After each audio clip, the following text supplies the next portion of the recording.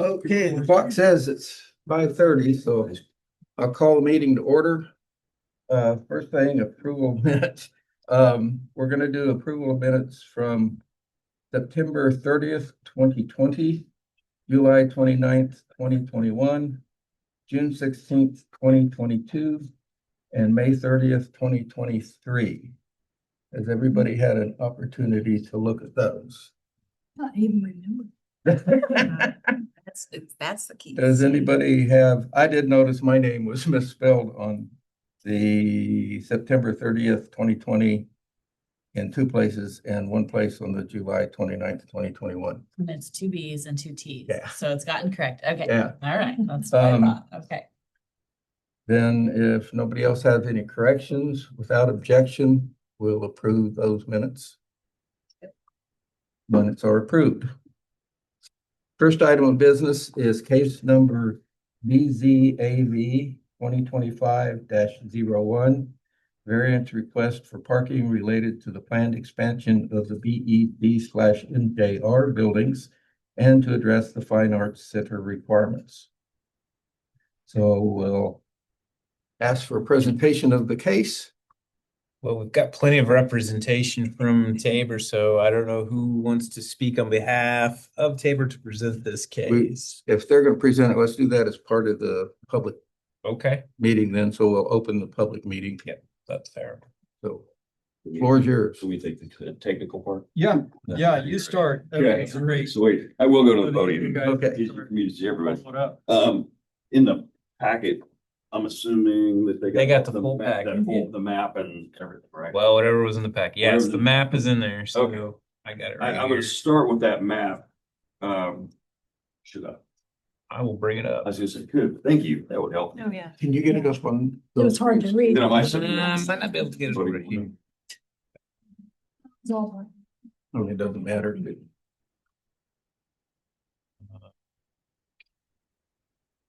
While he's getting that pulled up, I'm gonna, That's right. we tried to look at this in a lot of different angles, not only from what's in the planning and zoning rules and regs now, but also down the future line, what we really want to alter those to make common sense for both Tabor, the community, the school system, when we start looking at those facilities and everything. So that was the goal here, is to kind of start aligning stuff instead of this big thing that doesn't make a lot of sense all the time on how it's set up.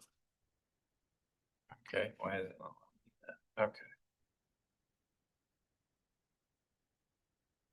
It's there, It's just not here, it up just doesn't there. want to show up.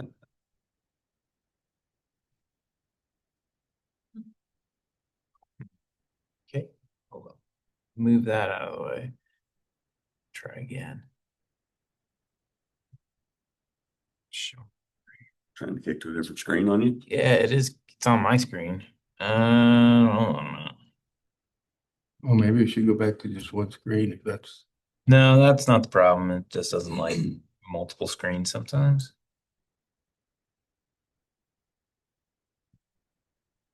Let's just duplicate.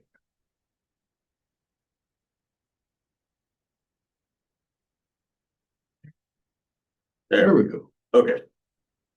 So on the map, what we've done here is the green line is Tabor's outline. That's Tabor's property outline around through this area.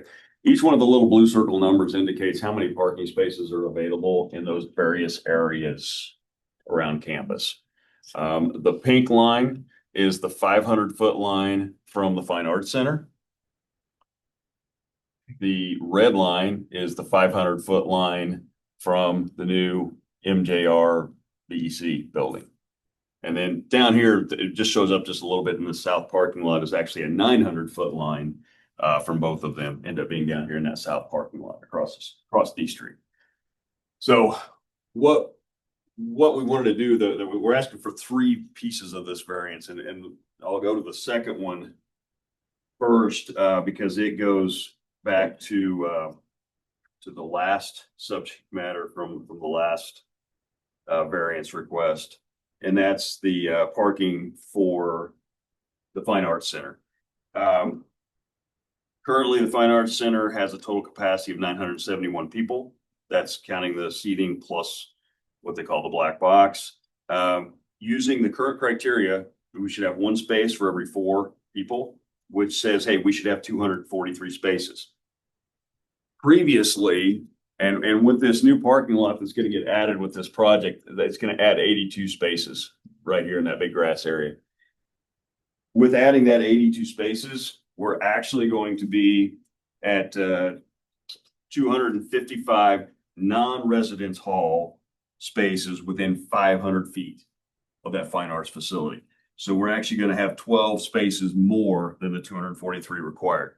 So the part of the variance we're asking for on that one is actually to allow those non-residence hall parking spaces to be allowed in that count. So that's the variance piece we're asking for there. And what that means is spots like right here at this 10 and this 25, part of this 69 that fits into the pink line here. I think I don't remember including any here. The 15, the 54. We did not, what we considered the residence hall parkings is like this 11, this 6, this 9, this 28, 7, 23. We kept those out of the mix because we considered those residence hall parkings only, so that we did not try to include them, even though they are outside the 500-foot line anyway. But that's what we distinguish between residence hall and non-residence hall. And how many did you count in there? 200? 243 is what we needed, 255. When we add in the 82. Okay. When the 82 is completed, we'll be at 255.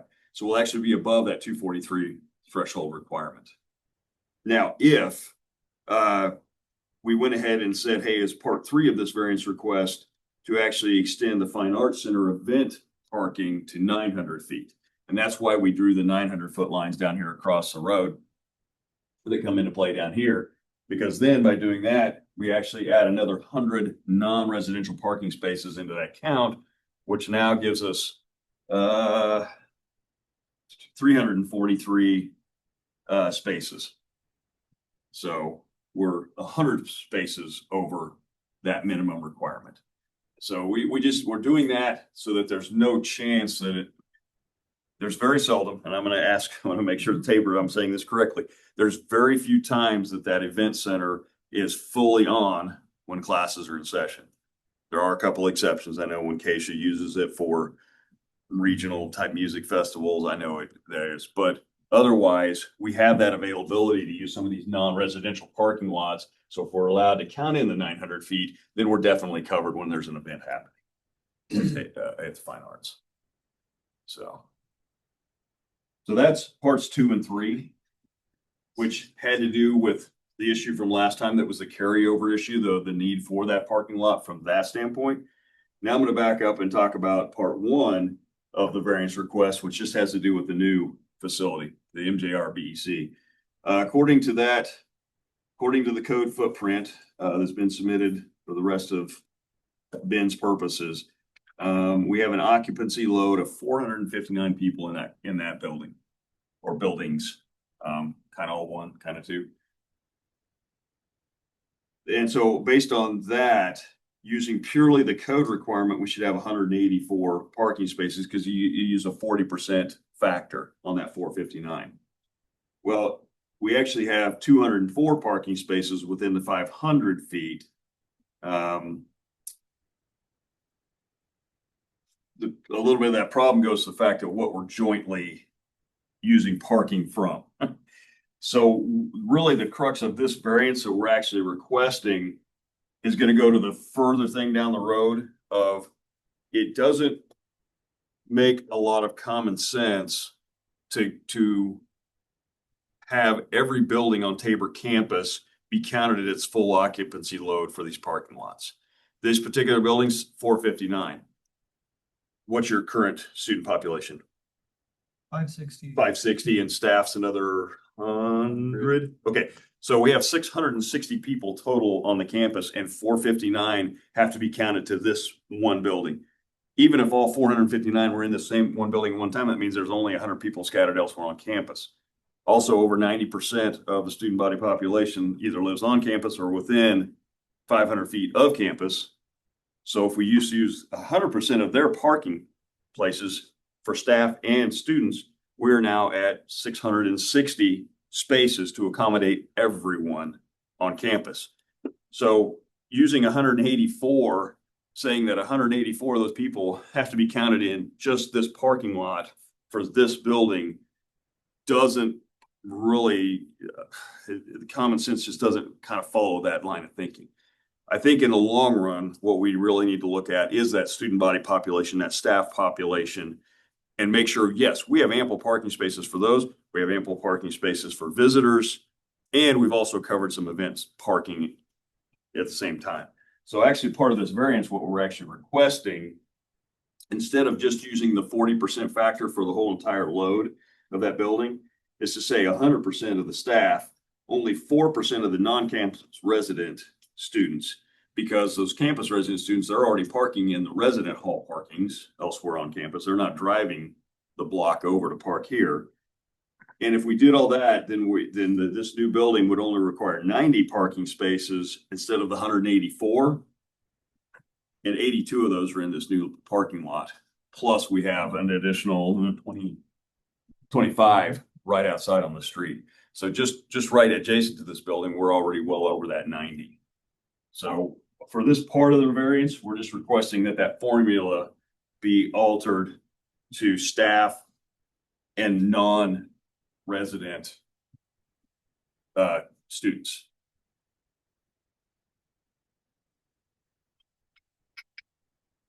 So those are the three parts to this variance request. One that has to do directly with these new buildings, and the other two have to do with what we're doing for these new buildings that address a past issue. I'm going to say that's it for me. I'm going to let Tabor Okay, chime in with anything else. I can pop up. Is that okay? We didn't plan this. We didn't know quite what to expect here. This is my first time at one of these. My name is David Jansen. I'm the president at Tabor, and know most of you. I appreciate the opportunity just to be here. Stand at this. I guess I stand. You don't have to. You don't have to Okay, stand. okay. You don't have to. You don't want to. It feels awkward. I'll stay. It's fine. Yeah, we appreciate the opportunity to do this. I don't know. I think the one thing that might be missing is, I don't know if you've seen what we're building, the Business and Entrepreneurship Center. And so if not, I'm going to pass these around. These are actually fundraising packets. So you can sign a pledge form and you can hand that to me when you're done. Never miss an opportunity. Didn't know it was coming. I just looked around my office and said, what do I have that I could take tonight? But this gives you an idea of what's being built. You can see on that first, on the right, the image there, the MJR is what we call it, the Mary J. Revere Building. It was built in 1920, and it was scheduled to be torn down several years ago, but through an interesting series of events, through some donations and some federal funds that have come to support this, we are going to keep it, restore it, and we're going to add to it. We're going to add about twice as much, so triple it essentially altogether in size. And we're going to connect the MJR with the existing science building. So those, it's kind of like three buildings in one, which is a unique design. And if you look through some of the others, you can see a little bit of what that site plan looks like, just to give you an idea of it. And this is looking at from the south. That's looking at it actually from the west. Yeah, like from the the Center Fine for the Arts. Arts, the Fine Okay. Arts Center. Yeah. West. Inside there, you'll see kind of an atrium. It'll show off some of that historic side of the building, of the old MJR building. And then you'll see the site plan that has, it says on that site plan, 96 stalls, but that's not correct. It's actually the 82 stalls that's being, but it shows you then where the new parking would go, just to the north of the science building in this new building. So maybe I'll just pause at that. Any questions on the building that is being built?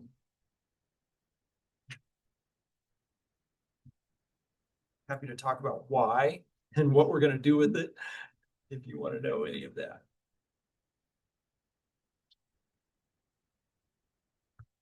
What you will see is it's a academic building, and we haven't built an academic building in 25 years, probably. The science building was the last one, built in the 1990s. And this will probably be the last academic building we'll build, maybe ever, I can't say ever, but for a long time. And so as an academic building, because we are 95, 96% of our students live on campus, they're residential students, they walk to campus. Now, there will be an occasional exception to that. You know, 1 or 2 students will get in their car and drive to their class. But as a result, almost all of the occupants in this building are going to be walking to it. There will be some faculty in there, maybe 6 or so. There will be some co-working spaces, so maybe another 6 or so. But so on a regular basis, I think that parking lot to the north is actually rarely going to be used. It will sit empty most of the time. So the parking is only there for major events that happen. And as was mentioned,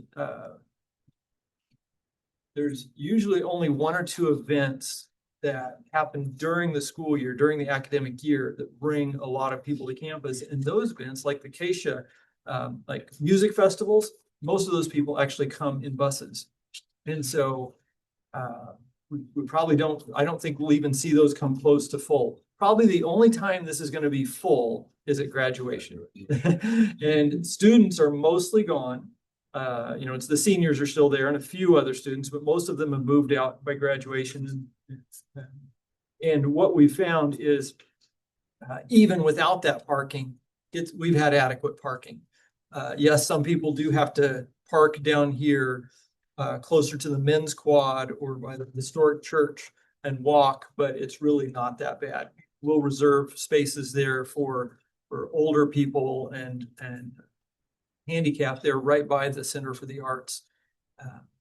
But so that's why we don't think this parking is going to be a problem. Happy to. So we have with us Terry Enns, who is our Director of Facilities, and Caleb Loss is the CFO at Tabor. And so got plenty of people to answer any questions you may have or concerns of you.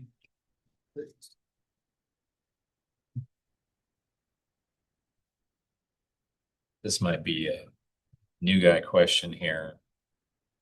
Am I supposed to be asking questions? Gary is here. I was, if you have nothing else to present, I was thinking since we don't have any members of the public here, we'll go ahead and close the public meeting and then open it up to questions as ours. So we'll close the public meeting. And now you can. Okay. Now that I'm given the green light. So when I look at the second variance and the third variance, when I look at the second variance, if the second variance gets approved to consider the 82 space lot, that gets us over the requirements for the 500 feet for the Fine Arts Center. Is that my understanding? I feel like I'm talking. Yes, correctly by numbers, yes. Yes. So, Which we were short on from the variance. right. Back when the Fine Arts Center was built, a lot needed to be added and it never got added until this project came along. So we're now saying, hey, we're finally meeting that variance requirement from that many years ago. Gotcha. So I guess that makes me ask variance 3. Is variance 3 necessary by rule if variance 2 is approved? I'm going to say not necessarily because we met it with 2. It's more, if what I tried to do with variance 2 and 3 is with 2, it's kind of that, okay, you're meeting the rule, but with 3, we extended it to cover that event situation. And so I did want to distinguish by that when we had our discussions, when we were, you know, on the project discussions, that, okay, we wanted, what Tabor asked me to do was make sure we were meeting all those requirements from the past. And by asking for a 900 foot for the event side, we're showing that, yes, we've well met that requirement. Yes, we did it to 500. Could there be a conflict between student parking and others during an event? Okay, yes. So by asking for the 900, we've shown that, okay, we're allowed to go out to 900. We pick up that whole other parking lot down there on the south side of D. So number 3 is mainly for when you have these Events. rare occurrences where there's gonna be Exactly. others on campus during the school day, like the Acacia event. Right. And that would be like maybe the rare situation where you might be needing to expand the range to consider the 900. Yeah, graduation and Keisha, I guess would probably be the two. Are there any other foreseeable events that would be joining the calendar that would cause this to be a more regular thing than just the 2 that you're describing so far? Not that large. There will be events. I mean, like, some of the things that we'll be able to do in this center is, there's what I call a ballroom, multi-purpose classroom there. We'll hold some lectures in there, but we're already holding those over in the Franz Family Heritage lobby of the Center for the Arts. 80 to 100 people. We'll just move them to this new building in a little better situation. So, we may do a little more of that, but nothing on the scale of 800 people that we have in mind at this point. Those are my questions. I have one, and that's, you said that there's only 2 where the classes are in session. How do you find classes in session? Because students are here whether classes are in session or not, except during the summer and Christmas break and the short period over Thanksgiving. Essentially, for parking purposes, classes are always in session. I think. Okay. You wanna? Okay, so 96% of the student population live on campus Sure, or within 500 feet. Those are accounted for in a lot of those blue numbers that are on that. Yeah, eastern they're periphery. required parking. is Right, counted in required there. parking. That other number that I used in there is all those spaces that aren't part of that residential hall parking system. So yes, the classes are always in session, but those other parking spaces are already kind of taken out of the equation of the kids that walk to their classes. So. I'll add a couple of things that, we have very, very few evening classes, and that's when most of the events like dinners and stuff happen, or weekends. So we don't have classes in session on weekends, rarely have classes actually in the evenings, and that's when most of the events. And so I think that might have played into that as well. The reason I ask, there's one error on the count on the Okay. thing, but it's not a big deal. On Which one? B Street between Madison and Adams, you got as 18, it should be 8. But that's, not a significant number. But Oh, I actually included the stuff on the south side all the way across there too. I there's apologize. The no, number just doesn't connotate it real well. There's actually, I didn't think there was. there's some parking on this side of the street, clear back to here. So my 18 still might not be exactly right, but that number it should include all of that. Once again, because that on-street parking, I didn't count as residential hall. Although right across from the new dorm, it Yeah. probably does get residential. Well, I was gonna say, on Uh, the typical, when I've gone through there, the 49 that are part of that parking lot just to the north of that area is usually a minimum of a half full Right. of student parking. And the same thing when you look at the 900 feet, the 88 spots over by the tennis court, I'd say they're a minimum of a third full Right. with students. And the 49, we got 49 at Adams Beast. Oh, that's the one I just talked about. Okay. So even though you're taking out the required parking for students, there's still more student parking than that. And I don't Try to be conservative with the numbers and show that we were trying to take care of it. all. right. Yeah, my concern or our concern is how it affects the public as far as convenience for them. So whether the numbers work or not, if you end up with overflow into the community streets, there's an adverse effect on the public, and that's what we have to consider. Is deciding how serious that inconvenience is.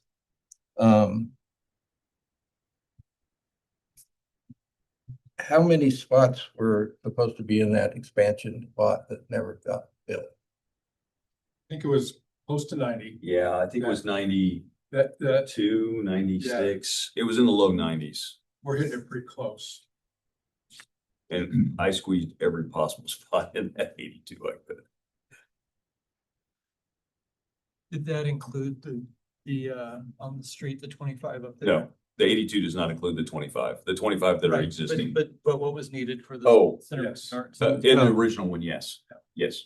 Not in that lot, because we already considered those because it was existing. No, that's what I mean. The 82 counts towards the 92 or whatever that number was, but Yeah, nothing else.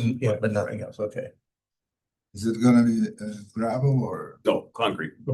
Yes. It'll look just like the lot at D, down on D Street, the tennis court lot. It'll be fully concreted, fully curb and guttered. So. Or that new one up on, at Adams and B, it's all concrete. Does include street lighting, parking lot lighting. So would note that I've had a couple comments from people in the neighborhood north of there. They're mostly the kind of comments you'd expect for people, you know, if there's a big event, it's usually if there's a big event at the Fine Arts Center and the high school at the same time. If there's issues with that, would say that the high school, if you were to apply the same formula, probably doesn't meet the requirements, but it would be grandfathered in because it's been there for. So you kind of don't benefit from that. I mean, it's unfortunate that they're so close because you see that. I think that's probably more the case. Yeah, and so that would be the only public feedback I've gotten. This is a couple of those people from up there. And just to kind of refresh everybody's memory of what the BZA criteria are, because obviously we haven't met in a while. Yeah, this group is, you know, has to make decisions based on the public interest, where that is. And if the literal enforcement of these provisions would create an unnecessary hardship, provided that we're still within the spirit of the zoning guidelines. So what they're saying here, and there's some pretty specific criteria too. The applicant must show that his property was acquired in good faith. I don't think that's an issue. You've owned that property for a good long time. The variance must arise from a condition which is unique to the property in question, which I think is probably the case here. The granting of the variance shall not adversely affect the rights of adjacent property owners or residents. I don't know that that's really an issue here. There may be some concerns about on-street parking, but those people don't necessarily own the on-street parking, nor do they control the on-street parking. Strict application of the zoning ordinance will cause unnecessary hardship upon the property owner represented in this application. I think that would be a fair statement in this case, because I don't know that this project would move forward without that variance to allow the parking to happen. Because there's really no, correct me if I'm wrong, but there's really no other location that you could put parking in. Definitely not within 500 feet. Not in that. But without Not within parking that. garage. So if this board chooses not to, and I'm not trying to put pressure on the board to make this decision, but if you were to not get the variance, how would you proceed with that? With the project? If we strictly enforce this, how would you proceed? Yeah, I appreciate you asking the question. It could kill the project. Okay. Yeah. The only other option would be to build vertically, right? I mean, you could Parking. theoretically build a parking garage, which, Darren, how much does a parking garage cost? Oh, yeah, I was gonna say, for a park, let's just say you took that exact spot and say tripled it in height, did 3 levels of parking garage. You're probably gonna be up in the 10, 12 million range. Okay. It'll kill the Yeah, but project. you'd probably never have another parking. You never have another parking. Well, probably. You have a whole new everybody going to the set of high school issues. events would come park in the parking. You'd have a whole new set of issues with freshmen. You could charge that. As soon as you go vertical with parking, it It's- gets stupid expensive. Yeah. The final one is that granting, well, no, there's two more. 2 more. Granting a variance shall not adversely affect the public health, safety, morale, or morals, order, convenience, prosperity, or general welfare. I don't That's a huge concern here, Yeah, but the convenience is the only one that would convenience apply here. maybe would apply. Yeah, well, it would apply here. I mean, that would Yeah. apply here. Granting this variance would not violate the spirit or intent of the zoning ordinance. I think they've shown good faith in trying to, explain the position here. Frankly, we probably should look at, and we have had this conversation in the past. I know I talked with Mike James 3.5 years ago, I think, about altering the zoning requirements and parking requirements within a college zone. Because it is a specific case, and it probably does need to be addressed, but that's a whole other process. And that's And I'll go to say that I even contend that it needs to be addressed even down to the middle school, high school. I mean, even though that doesn't apply specifically right now, what's gonna happen in the future, when they would do something that would trigger them, I think there ought to be an educational zoning, because obviously at our elementary school, not every student drives, of course, but you start getting into that high school range, and even with the parking spaces we've added on Grand, there, we don't technically come close to meeting the requirements, and especially that doesn't even take into account their events. So we face the same The situation. only saving grace there is they really don't have any room to build more buildings. Yeah, no, they're completely surrounded, really. I mean, they would have to buy property and tear it down in order to build any. So those are the criteria that when you evaluate something from a Board of Zoning Appeals perspective, those are the things you have to take into consideration. So If I remember correctly, in the previous now defunct variance, we went to 900 feet. Is that? We did. We did. Okay. But according to these numbers, we don't need to go to 900 to meet the requirement, as long as we're sharing the way we're talking about sharing. I know the one thing that struck me as I was reading through all this, and I know according to zoning ordinance, 4 people to 1 vehicle is what you look at. To me, I'm thinking, how many people go places with 4 people in a vehicle? I mean, that's one thing that, people just don't do. Right. Yeah. Unless you pick mom and dad up or, Yeah, I think we're being pretty liberal. so then, yeah, I think a lot of it depends on the event. it does. If all of a sudden, if you look at the, the Acacia type event, that's the event Right. here, you've got 50 people in a vehicle. Right. Which also it's a bus, but even the people that come along, obviously it's gonna be different for the weekend football game type things versus a normal on campus thing. So you're right. I mean, there's times when it's gonna be 2, there's times when it's gonna be 8. If a vehicle can hold that many, if it's a Suburban or something, so. I would add as well, you're exactly right. But the other thing is we're required to count all of the possible spaces, like the black box, Yeah. 150, and the auditorium, 821 or something Whatever like it is, that. yeah. We've never had an event With both. where at the same both time. of those are being used at the same time. And so, we're building for the potential that could happen. And that's built in the equations, but it's never happened yet. And I don't anticipate it would. That was a question that I had. This being the case, how many times has the occupancy been, fully occupied, and you just answered that? Not yet. I did some gee whiz numbers and I forgot to bring them tonight. They're a scratch piece of paper on my desk, but I went through and, because I didn't have all the code numbers from every building on campus, but I went through and had to make a couple educated guesses, but I knew how many were in each dorm set and, some of the other classrooms. Like, I don't know what the science building exact occupancy is, but if we were to count every potential use of the exact code, I was somewhere in the magnitude of needing 2,000 parking places within 500 feet of campus. Obviously, not even close to realistic, just because that student load is not in every building at the same time and can't be. So that's why I think, like I said, when I started out, I think in the future, it needs to be more based on, and maybe not today's count, maybe there's a factor that you do plan on future growth.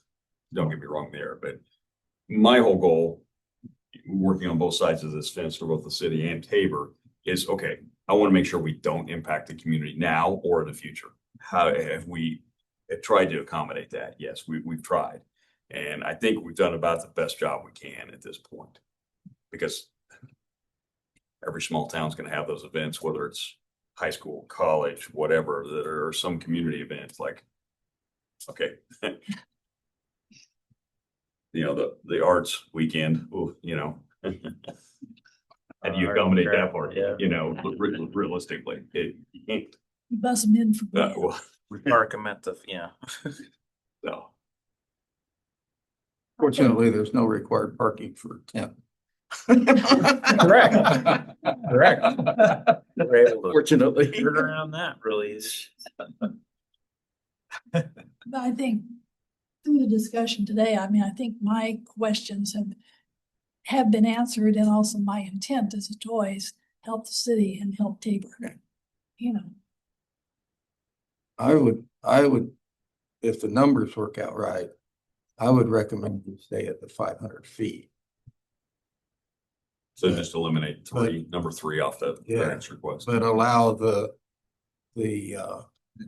I mean, I don't know what the numbers would be, but if you took all of the student population, at say at 90% having cars, and the maximum occupancy of whatever the largest crowd is, maybe the two largest crowds. I don't know what the required parking for that would be, but I would think that we would probably come close. Yeah. Does anybody have a feel for that? Just off the top of I their don't head. have a great feel for that. I think it's You talk fair. about a 90% of the student population having cars. We're at 560. I've looked today and we have 360 registered cars on campus. Give you an idea. Yeah, so 70%. It's about 70. Yeah. That doesn't account faculty, but Yeah, we're doing this as two separate variances. So I think, I'm comfortable with going with it as two separate. But I would think that we should be able to come up, like you say, a review and come up with a way of more realistically counting the maximum number of people you expect on campus event at any one time, excluding like graduation, the purpose of the variances and the zoning rules are not for that one-off thing. It's for everyday or fairly frequent use kind of thing. So I don't think we should include like graduation and worrying about that. If people have to truck a long ways, they can always do like we do with the arts and crafts, The shuttle service with them golf carts. Yeah. Going back and forth. But I don't, given the numbers, I don't see any reason to change to the 900 feet. I don't think it's justified to go to 900 feet. Probably catch it most of what you need And there. since what we're doing is applying a variance to normal regs, I don't think we should expand beyond what is necessary for them to do what they want to do. It's a well-reasoned approach, I would say.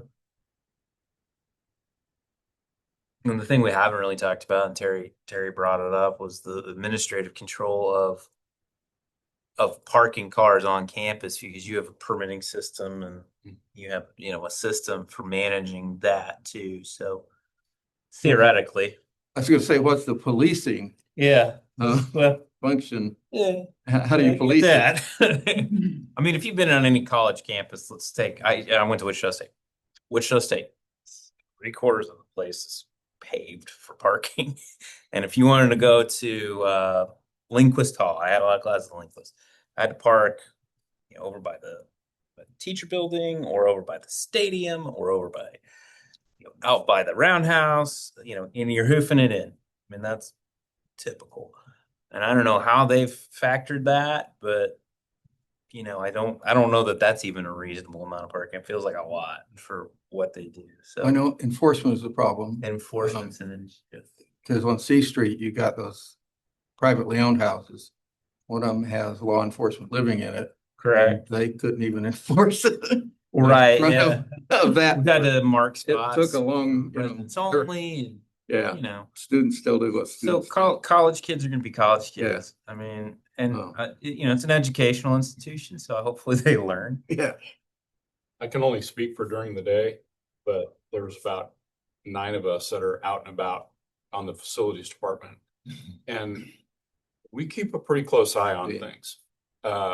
Because when we have to carry a bag of tools into a building and the student parked in, believe it or not, we have a lot harsher penalties than the city does. yeah. So it's, if you Fair. park in my spot, it's gonna cost you $50, okay? And if you encroach on the fire lanes or handicap, it's $125 and the city is 50. So we take it really, really serious. And now that we've gotten 3 years into that policing and that regulation, that money from fines goes into our tool fund. So in the beginning, it was very advantageous. But they've caught on and they don't like They don't paying those like- yeah. fines. And so they really stick. Now I can't say for the evenings, you know, it's after I go home, I'm not gonna worry about it, obviously. But during the day, we keep really close tabs. So. It's a great example of aligning incentives for you guys to police that. Oh, yeah. Makes Yeah. sense. That's good. Yep, I absolutely. did not know that. So the next time you go down Any there, other make sure you don't questions? park in front of the building. Well, he can't write me up. I know what you, no, you don't bet on it. Well, he could, but it's not legal. I mean, Right. yeah, He's not getting your student. I'm not a money. student. He's not Yeah, getting your money. that's Is that what you're exactly saying? right. Yeah, he can't have my money, but And we do protect the police officer that lives on our street. Yeah, we've done a good job. That's really, really important to us to make sure that he can get in and out and, yeah, keep an eye on that. any other questions? Ben, do you? I got an observation, Okay. just, since Wendy's been closed, you know, we go and have coffee in the music building. And, we've seen when the school was in session, there was deco or any Keisha events. There was plenty of room even for old guys like us to have coffee. So with this new lot, with 82, or how many? 82. 82, probably will satisfy these needs of that building and the new one. Yes, Krista, to answer your question, yeah, I agree. You know, the letter of the code, that's why we're here, because the code dictates a certain thing. But, yeah, I think that we're gonna be gaining the spaces that we had the variance for the most part. And we're really not adding to the student population at all, so the population stays the same. So, you know, I don't have any, other than the letter of the code is the only issue that I have, which is exactly why we're here. But yeah, Darren and I were talking about, you know, when you calculate, you know, drainage, you calculate a 100-year rain or a 50-year rain. So you're taking into account that, yes, it may exceed that at some point, you know, but you can't, it's impossible to build to that, you know, 1,000-year rain level. It's just not feasible. So you build to a level that you're comfortable with, you know, so, you know, I'm comfortable with building to this. At what point in the building stage does the lot get put in? I'm gonna guess probably towards the end. I assume so. Towards the end, just because my guess is, and I haven't asked them, the project managers exactly, but that's gonna be their staging area. Yeah. For all their building materials. So And so they don't want to destroy the parking lot. they don't want to destroy a new Right. parking lot with all this stuff, so my guess They'll is. gravel it. Yeah. I think that's. Well, they'll probably strip the grass off and then, yeah, if Okay. we continue to get bad weather, I'm sure they'll. I was just going to suggest that in light of previous history, that if we approve the variance, that we include that the occupancy permit will not be issued until the parking lot is finished. That's fair. We don't, Almost always the case. That's what I was gonna say. Yeah. Normal. Yeah. yeah, okay. Cause we made an exception. We to made an that. exception for that, so Yeah. yeah.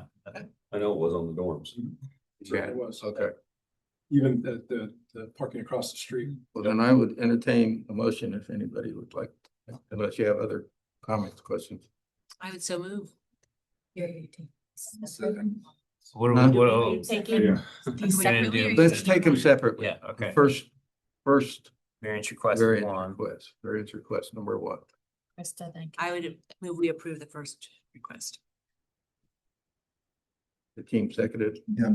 All in favor, say aye. Aye. All opposed? Passes unanimously.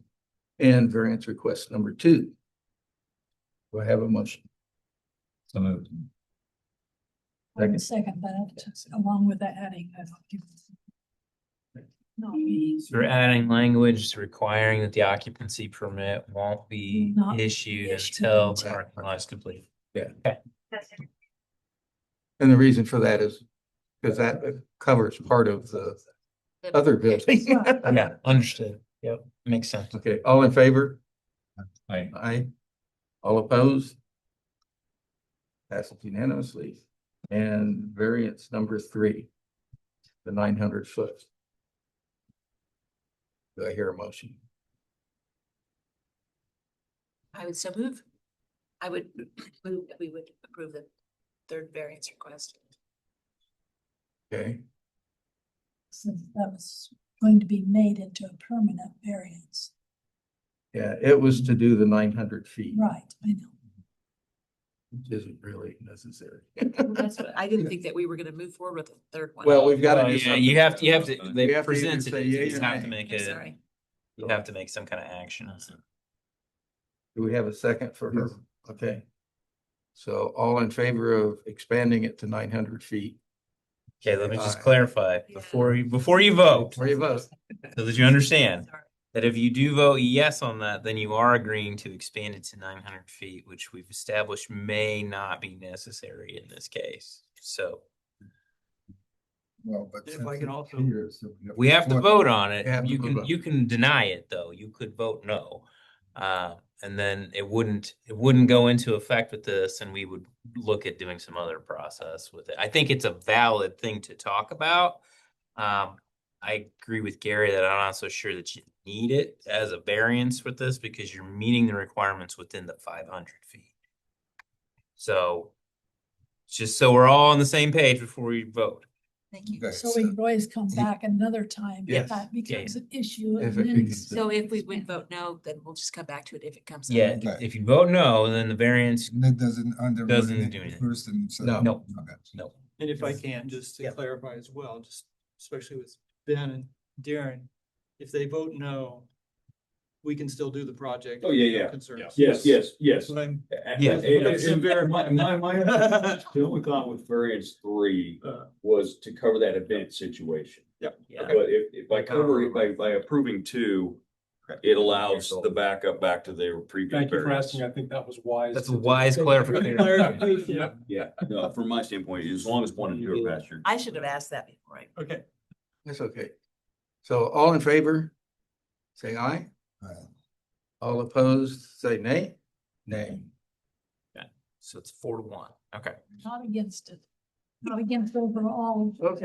In the future. That completes that case. So we'll move to board and staff comments.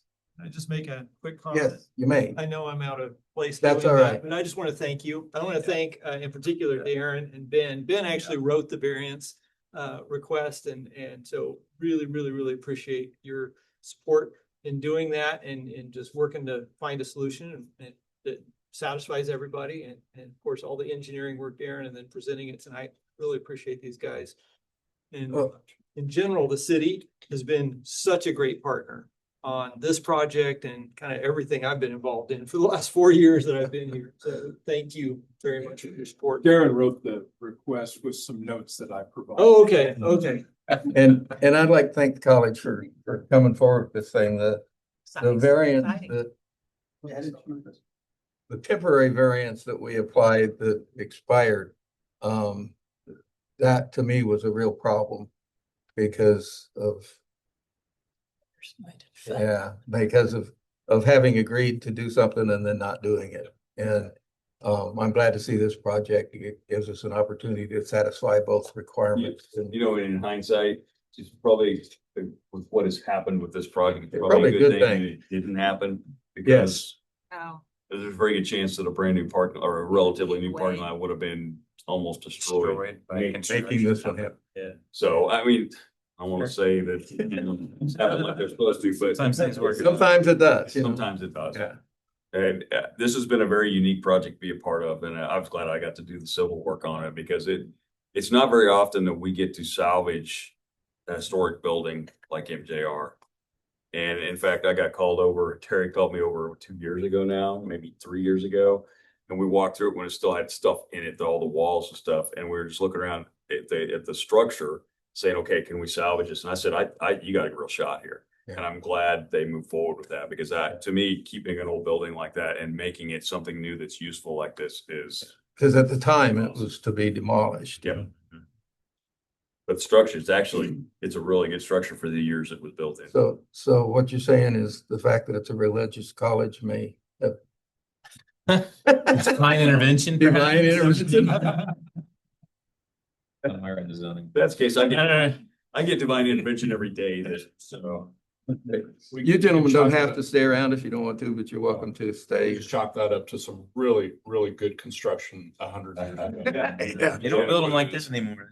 well, it's not something you'd ever see done the way it was done. I mean, you wouldn't do it that way nowadays. But it worked out well for the materials they had on hand, and it has held up extremely well. Anyway. I don't really have a ton of comments other than welcome Tim Cassidy to the Board of Zoning Appeals. Tim is a new appointee. And then we'll also say fare thee well to Krista as this is her last Board of Zoning Appeals meeting. Of course, we don't meet that often. And so if you all want to exit the Board of Zoning Appeals, that's completely your prerogative. But the process for us is to find people within the community who are willing to take it on. Sometimes it's a controversial role because it is a judicial role. And your decisions are final unless they get appealed to the district court. So a little bit more weighty than the planning commission or some of those other roles out there. So we do appreciate your service. If you want to back off of this board, I completely understand. And if you have recommendations for someone who you think may be able to fill a role on this board, I completely would appreciate those recommendations too. They're appointed by the mayor and the city council. And so, thank you for your service, I guess, on that. But yeah, that's, and I don't really have anything to add. Ben, do you have anything with regard to this? We go case by case. For your multiple years now of service on the board. Yes. Okay, well, if that's it, well, during the meeting and we'll Thank you, meet everyone. next month as scheduled. Meet now. It's not what you told me, man. Notice I said that after we adjourned. Just for the record. Oh, yeah, you want your packets? With the I'm sorry, I didn't sign anything. I don't have any crypto to give you. I'm sorry.